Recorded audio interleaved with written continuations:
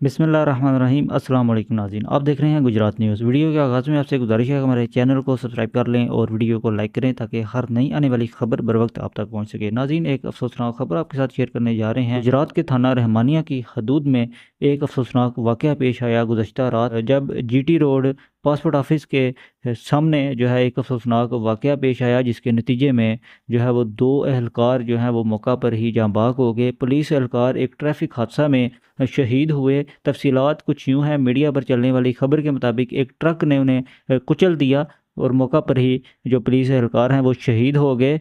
और इस वाक़या की जो FIR है वो भी दर्ज की जा चुकी है थाना रहमानिया में, जबकि शहीद होने वाले जो एहलकार हैं उनका ताल्लुक लाला मूसा से बताया जा रहा है और वो थाना रहमानिया में तैनात थे और दौरान गश्त उनके साथ ये वाक़या पेश आया। थाना रहमानिया में मुकदमा नंबर 350 जो है वो दर्ज किया जा चुका है, जिसमें 302, 440 और 299/34 की दफ़ात जो है शामिल की गई हैं। FIR के मुताबिक 11:15 पर यह वाक़या पेश आया, जिसमें जो है वो दो गाड़ियाँ जो है वो रेस लगा रही थी, जबकि पुलिस ने उन्हें रोकने की कोशिश की और दोनों गाड़ियों ने उन्हें टक्कर मारने की कोशिश की, जबकि तेज़ रफ्तारी के बायस जो मज़दा ट्रक है वो वहाँ पर उल्ट गया और जो एवरी गाड़ी है उसने सीधी टक्कर मारी, जिसके नतीजे में परवेज़ और ज़ीशान नामी जो एहलकार हैं वो मौका पर ही शहीद हो गए।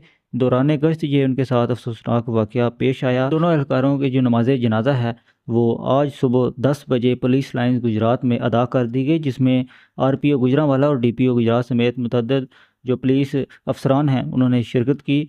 और जो दो ड्राइवर हैं ट्रक के और एवरी गाड़ी के, उनके ख़िलाफ़ मुकदमा दर्ज किया जा चुका है और ये भी इतलात हैं कि उन्हें गिरफ़्तार भी किया जा चुका है। जैसे इस बारे में हमें कोई मज़ीद अपडेट्स मिलती हैं वो भी जल्द आपके साथ शेयर करेंगे। अगली वीडियो तक के लिए दीजिए इजाज़त। अल्लाह हाफ़िज़।